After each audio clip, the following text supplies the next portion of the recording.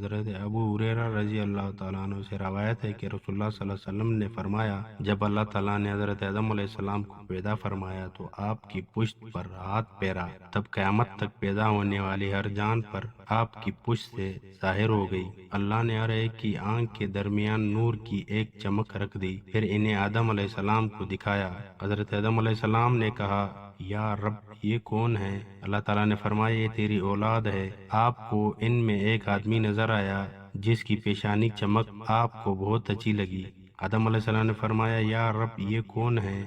اللہ تعالیٰ نے فرمایا، یہ تیری اولاد ہے۔ آخری زمانے کی قوموں میں سے ایک آدمی ہے جس کا نام داؤد ہوگا۔ یا رب تو نے اس کی عمر کتنی مقرر کی ہے؟ اللہ تعالیٰ نے فرمایا، 60 سال۔ آدم علیہ السلام نے فرمایا، یا رب اسے میری عمر میں سے 40 سال عطا کر دے۔ جب آدم علیہ السلام کی عمر مکمل ہوئی تو موت کا فرشتہ آ گیا۔ انہوں نے فرمایا، کیا میری عمر میں 40 سال باقی نہیں؟ اس نے کہا، کیا وہ آپ نے اپنے بیٹے داؤد علیہ السلام کو نہیں دے دیے؟ آپ علیہ السلام نے انکار کیا تو آپ کی اولاد میں بھی انکار کی عادت رہی۔ آدم علیہ السلام بھول گئے، آپ کی اولاد بھی بھولنے والی ہوئی۔ آدم علیہ السلام سے غلطی ہوئی، آپ کی اولاد بھی غلطیاں کرنے والی ہوئی۔